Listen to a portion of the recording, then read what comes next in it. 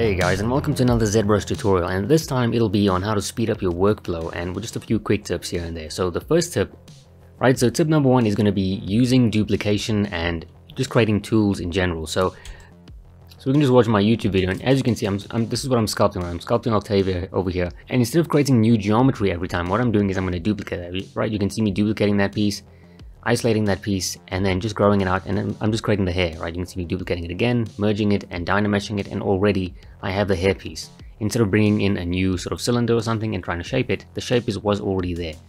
Now again, shaping this piece up, duplicating that piece again, and going to the back there and creating that sort of back bun that we have. Right, moving that into place. And again, I did that with duplication. There's no need to go in and bring stuff from out of nowhere, right? To bring in a cylinder maybe. Okay, and you can see me shaping it up here again. Right, so again, I'll take that piece and duplicate that one as well to create the next piece. Now that might not look anything, but I'm just going to scale it and now move it. And as you can see, we already have the shape. And you're probably thinking, okay, yeah, this is a speed sculpt, right? This took me about 3 hours to sculpt. But even if you're doing a long sculpt, I would recommend doing this as well, because you will always need to reuse pieces, and doing that is going to be a massive help. So trust me on that. So again, right, duplicating it, and these pieces are pretty much similar, so there's no need to recreate them. You just duplicate them, move them, scale them, rotate them, and no one is going to tell the difference, right? Again, duplicating that, isolating it, and then right, moving it aside, and then there I've got the arms. Okay, so smoothing it and then moving it down like that. Okay, and there, I'm just using that for the arms and the shoulders. And there it is, done already. Okay, so just that quickly, you can use it to create different shapes. And it takes a bit of practice, but that is it for that one. So that's tip number one. So the second part is going to be to create tools. So if we go into ZBrush, you can now see that we have quite a few pieces here. And maybe we want to use these, reuse these pieces. So let's say you actually like this ear, you like the hands that you've done here. Okay, you like quite a few pieces here. What I would do is I would actually separate it. So let's go into solo mode. Let's say for this hand, for example, let's go into solo mode and kind of like these hands. So those are pretty cool. So what I'll do is I will duplicate this. Okay, so let's say I like these hands. I can just do that. Okay, just isolate those pieces there. And I think I do have Dynamesh, so I will just delete it in, for example. Obviously, I create a duplicate. I don't create a duplicate here, but I would create a duplicate. So I'll smooth that out, for example. Okay, so now we have these hands. And then I would just go to any random tool here. So the sphere. And let's get out of color and let's go into Madcap Gray. Okay, and what I would do is I would just insert the arms. Okay, so there it is. So now we can go back to our arms again, and we can say, okay, maybe I really like this ring, for example. Click on that ring, we go back to our arms here that we created, right, our custom tool. We can go to insert, we can then go to ring. Okay, so we want those ones, for example, right? So now you can see, we get rid of that sphere. So now we have the ring, we've got the arms, and you can add a bunch of things to this tool. Okay, and then you can go to save as. You can go to tool, save as, and this will save it as a tool. Now, this is great because you can call this tool back out anytime you need to use it. Let's say you say, okay, I'm sculpting hands. I don't want to resculpt these hands again. These hands are very similar to what I want. You can go back to load tool and then load the tool that you need, and that will just load it for whatever you need, right? So hands, feet, whatever you want. Okay, you can just do that, and you can create as many tools as you want. Obviously, be organized with it. If you just want to create limbs, make sure you have a tool just for limbs, a tool just for like facial features or whatever. And if you actually go into ZBrush BI, you go to IMM Tune. Okay, they already have a bunch of inserts here as well. So these are very cartoony, but they're kind of a good start for abstract things, right? As you can see here, you've got torso, you've got hands as well. Okay, you've got ears and quite a few stuff here as well. So check this before you create your own ones, because there might actually be one that you might want to use here. Okay, and that's pretty much it for this tip. So just reusing stuff and also creating tools, so you don't have to recreate things over and over again. You can just use a template. Alright, so next up we've got tip number 2. This is a quick one, and let's say that you're trying to move things around. So let's say you want to move these arms, and ordinarily, right, you would just do that, and now you start to scale it. You'll notice that the scaling is kind of, it seems off whack almost. Like you kind of want it to scale from this axis and keep going. That's because you need to switch on local symmetry. Now local symmetry can be found under transform, and you should have local symmetry right here. Okay, so you can switch on local symmetry, and now you'll notice that it's scaling from that axis, right? You no longer have to worry about that. So local symmetry is pretty useful. Okay, and the thing with local symmetry is if you're using mirror and wild, it can kind of do some weird things. So just make sure after you're done with local symmetry, you want to switch it back off. Okay, so again, if we do that, we can also with scaling, you'll notice scaling also works pretty well. Let me switch on symmetry. Scaling works pretty well as well with local symmetry. If we switch off local symmetry, it now works kind of differently. Again, it's not using that same scale, it's using a different type of scaling. So you want to switch on local symmetry, scale, move, or whatever, and do whatever you need to do, and then switch off local symmetry. This mainly works for scaling, and yeah, that's usually when I switch on local symmetry. So it does have its uses, but for, I think, scaling is probably one of the best there. Okay, so tip number 3, this is going to be just a bunch of things that you probably shouldn't do in ZBrush, or things that you do by mistake and you kind of don't know how you did it or how to undo it. So one of the most common ones would be shift+s. Okay, people press shift+s all the time because they're trying to press control+s to save, and they do this, and now it's like, oh, what did I just do? You then maybe press shift+s again, you're like, I have no idea what I just did. What you're doing is you're taking screenshots in ZBrush, which is obviously very useful. But if you don't know what it is, it's going to freak you out, and you're just going to have to restart ZBrush or just do something. So what you want to do is press Control-N. Control-N for new, so you get a new document, and that will clear everything out. But of course, Shift-S is very useful, so I'm going to zoom out over here. And let's say you want to present your work to somebody, for example, right? You go here, you press Shift-S, that's great. I'll click on this to get a side view, Shift-S. I'll click on this to get a back view. Click on that again to get a back view, I'll press Shift-S. Okay, and now you'll notice that if I go to document, I can now export this, and wherever I want, I'll just save it there, for example. And now you can actually clip this if you want. So you can say, okay, I don't need all that, so I'll just clip it there, and I'll clip it here. Okay, so that's pretty useful. You can also change it over here. This is pretty self-explanatory for once in ZBrush. After you press OK, it will then save it. I'm not going to save it because I don't need to. So that is pretty much it for that one, and there's quite a few here. So again, you can see, right, press Control-N, and that'll get rid of that. Another thing that people do all the time, and this is if you have custom shortcuts, if you press caps lock, now I can see my caps lock is on because I have a light on my keyboard that shows me that, but if you don't, you're not going to know that. Now I'm pressing all my custom shortcuts and nothing is happening. The normal shortcuts work, so if I press B for brush, that'll work, but my custom shortcuts, the one that I made, they don't work, and that's because I have caps lock on. Caps lock disables your custom shortcuts. I don't know why that's a thing, but it is a thing. So if you switch it back off again, you'll now notice that it works. Okay, so that's what caps lock does, in case you're wondering. So whenever your caps lock or your shortcuts disable, it's because you have caps lock on. So just make sure you check that, and that should be fine, which is probably the weirdest thing. I don't know why they did that, but they did that, and there it is. Right, another mistake that people make, and definitely let me know in the comment section because I can't cover all of them, and I don't remember all of them, but from what I remember, what I used to do, right, if you press T for tango, and you press switch by mistake, you're now in 2D and you don't know what you just did.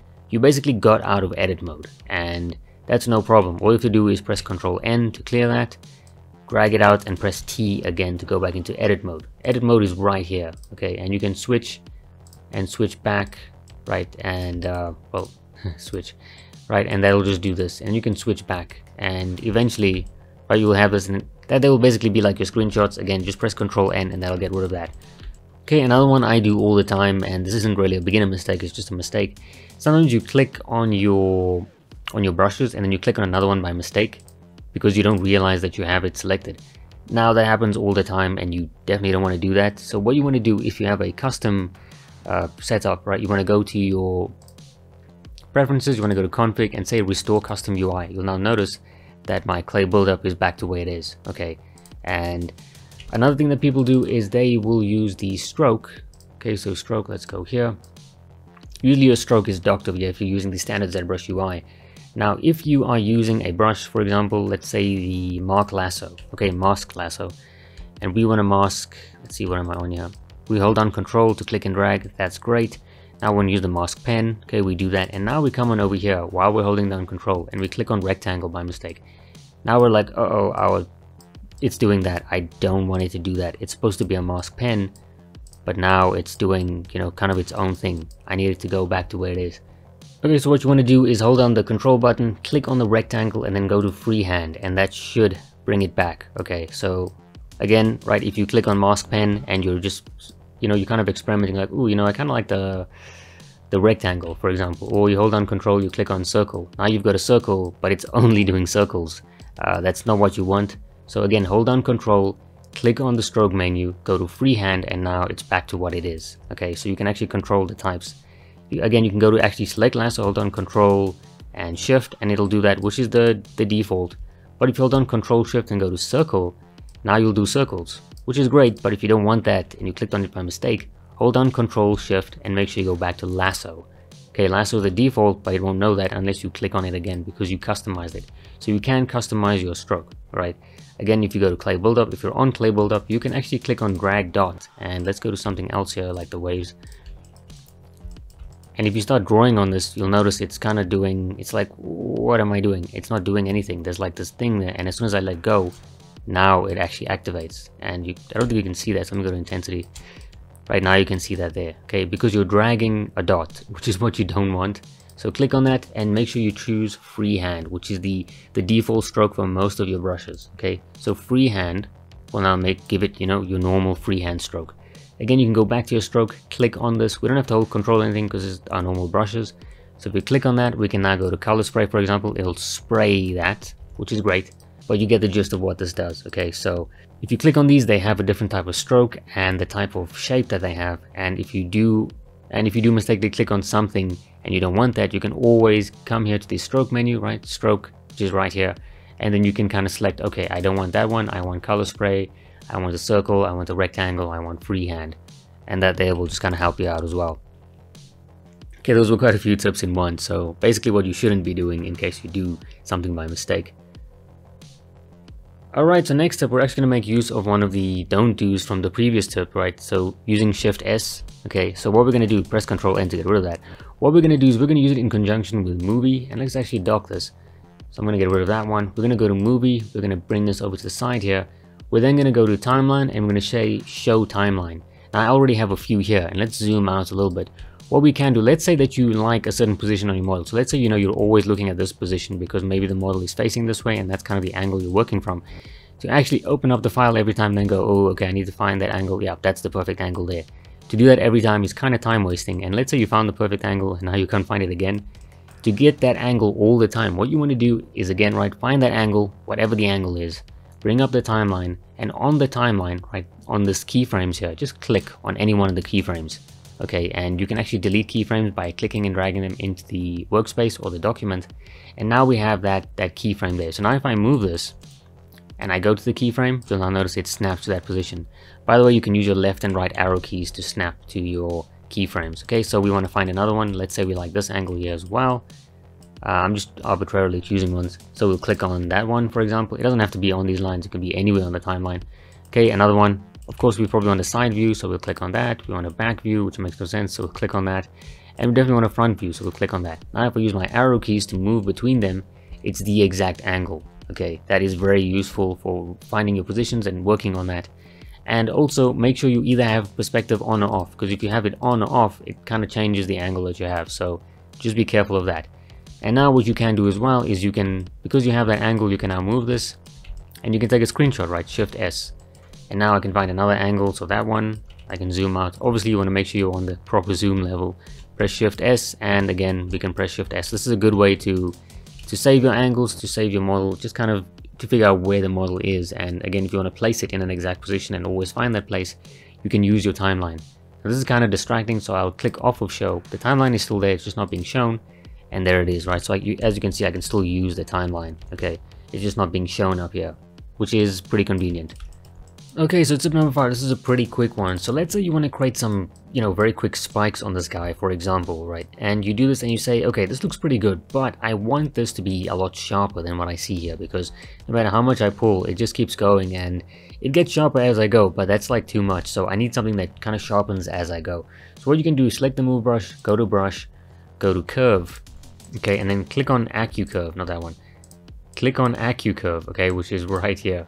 Okay, that stands for accurate curve, and if you click on that now, when we do that, you'll notice that it's, it creates this really sharp sort of piece there. What you could do is you could switch it off first. Okay, so switch it off, you could create this, right, just for a start, and then you can go back there and go to brush, switch it back on, and now you can create a nice little point there to it. So that way you've got these nice little spikes coming out of here, for example, and if you kind of want these, this would be for a good hairstyle, like a punk hairstyle. Right, that would be really cool to do. As you can see, that looks really good. So just a really quick solution there. And yeah, so just use the move brush, go to brush, go to curve, and then just switch AccuCurve on. Again, make sure to switch it off because you don't want this on all the time. Alright, so here we are, the last tip, tip number 6, and this is a pretty good one, so I saved it for last. Now this is using dynamics and dynamic thickness and creasing. So what is dynamics? Now, If I go to this code here, for example, you'll notice that it has subdivisions, and if I press Shift D, you'll notice that this is actually what it looks like. So if I press Shift F, you'll also notice that the active points are around 10,000, so 9,400. If I press D, it's using dynamic subdivisions, but the active points have not changed. Okay, so if we go all the way down here to geometry, we go down to dynamic subdivisions, this is what it is. The shortcut is D, okay, and you can apply that. But for now, using this means that we can kind of move this however we want, and it will keep the thickness. Okay, so the thickness is right here. If I switch it off, you'll notice that happens. So I can undo that, and that is the thickness. I can obviously go up or go down. This is very useful for creating clothing. This way, I can kind of move this, for example. Okay, and it doesn't really, it distorts the geometry, sure, but the thickness stays the same. If I apply this, okay, it now becomes real geometry. It's now 75,000 points. If I apply this and I move it and stretch it, you'll now notice that look at how thin it's getting here. Okay, if I did that, I'm going to undo this, go back to dynamic geometry there. If I do this, it doesn't matter how much I stretch it, it's always going to keep that thickness, which is super useful, right? So when you're kind of moving things around and trying to just kind of adjust things, you'll notice that that makes it a whole lot easier. So dynamic thickness and dynamic subdivisions are really great. So let me just show you how that actually works out. So let's say you want sort of like a strap here, or let's go with this one. If you want, again, this is also dynamic subdivisions here, okay? And whoops, I did that. See, I pressed Shift S by mistake. So press Ctrl N, and here it is here, okay? So if I press D, it'll go back to dynamics. Okay, so let's say I want to sort of like a strap coming down here, for example. Because it's already on dynamics, I can press Shift D, I can say, oh, I can take this piece here. So now I'll go to my Z modeler, okay? I'll take this one here, for example. I'll say poly loop, okay? And I'll just duplicate this actually. I'll just duplicate this, okay? And for this one, we just want the Q mesh poly loop. Okay, so that one. What I'll do is I'll just Control Shift click on that. Now we've got that, and I don't need any of this nonsense. Okay, and we can just delete everything. So delete hidden. So now we have that piece there. Then we can go over to our dynamics. So geometry, dynamic. We can click on dynamic, and it already has the thickness for us because we had it from the other piece. And now you'll notice if I do that, we already have that strap there for us. Okay, so just like that, it's pretty easy to create dynamic things that way, and this way you also save on the poly count. And again, if you want to adjust it or move it, you can do that without disrupting the flow of the geometry, or messing with the thickness, because the thickness is just dynamic. It'll move as you move. So I can do this and it will always stay that thickness. If I apply it and now I do that, you'll notice it'll thin out, which is what I don't want. So that's why dynamic is pretty useful. It keeps your poly count low, so that way you can work on this without having to worry about your computer stuttering or anything of that sort. Not that it's going to be too big of a deal with a 10 million polygon model, that's not really going to matter, but it's only 10 million because all of this is dynamics. If I didn't have it dynamics, it would probably be about 11 million or something like that. So that is super helpful, as you can imagine. And so that is it for the clothing part. Again, you want to click on dynamic, get the thickness up, okay, and that'll kind of help you with that. You can click on post subdivision, by the way, that'll smooth things out. You'll notice over there, okay. And we can also click on crease and uncrease all, and that'll also, again, give it a smoother feel. It'll look more like clothing now, like an actual clothing strap, as opposed to something metallic. You can see that it looks a little bit more organic. We can also use it for unorganic stuff, right? We can use it for hard surface modeling. So if I go to my guns, for example, you'll notice that these are also using dynamics. So this is actually what the geometry looks like. It's very crude and not too enticing, but if we press D for dynamics, you'll notice that under my dynamics here, I just have dynamic on, and all I have is a smooth subdivision of 3 and a crease level of 2. Okay, so that way it's not creasing too much, right? You've got some pretty soft edges here and there, and this is pretty good to work with. Again, this is actually what the model looks like, this here, okay? And as you can see, it's only 1,000 polygons, but if I press D, that's obviously not 1,000 polygons. This is what it looks like, and if you want to adjust things, it'll be a lot easier to do it this way because it's a very low topology piece. So you can work on it like this, press D, just to kind of preview how it is, and that'll kind of help you out. So yeah, I think it's pretty cool to use dynamics. Again, we don't have thickness on here because it already has thickness. If you put thickness on top of this, it'll just give it thickness on top of that, which is, I mean, it's okay if you look at it. It doesn't destroy the form, but you don't want that. So yeah, that is it for dynamics. So just a cool way to kind of create topology and just work with it as a pseudo topology, I guess. And then once you're done, you can click on apply, Once you click on apply, you'll now notice that we should have subdivisions right over here. So you can go all the way down or all the way up. And the only time I apply those subdivisions is when I am satisfied with what I have. And you can kind of work on that. So again, it's great for the clothing, right? To create clothing really quickly, just create a strap, create some, clothing, create some sleeves or whatever you want. And then you can use the dynamics just to kind of move things around and keep that thickness, just to give a little bit more freedom. And you can even add to this or minus from it. And that way you'll keep the form. So for example, if I wanted to do this, right, and just delete that, right now, that'll be a lot easier. If this was a Dynamesh piece, shaping it and moving it like that would be a little bit of a nightmare, right? And we could sharpen this if we wanted to with a Z modeler, right? Just push that in, so now it has a sharper edge. Doing this, if this was Dynamesh, would take just a little bit more work, but here we've got a little bit more freedom. So Dynamics, as you can see, really useful. And that is pretty much it for this one. So like it if you liked it, dislike it if you didn't. Let me know what you guys thought about it in the comment section. If you really like my work, you can subscribe or check out my paid tutorials. And of course, let me know if you guys want more of these sort of quick tips on how to improve your workflow or just anything like that. And also thanks guys for the 1,000 subscribers. I forgot to do a video to let you guys know about that one. But yeah, we reached 1,000 subscribers and that is great. Now let's try for the 10,000 mark. Let's see how long it'll take us to get there. But yeah, thanks again guys, and I will see you in the next one. Again, let me know if you want more videos like this, and if you want me to kind of narrate videos that I do speed sculpts, because I noticed that there are a few videos that people narrate their speed sculpts. I don't know if you like them or not, but maybe I'll do one, see if that works or not. And yeah, I will see you guys in the next one. Thanks again.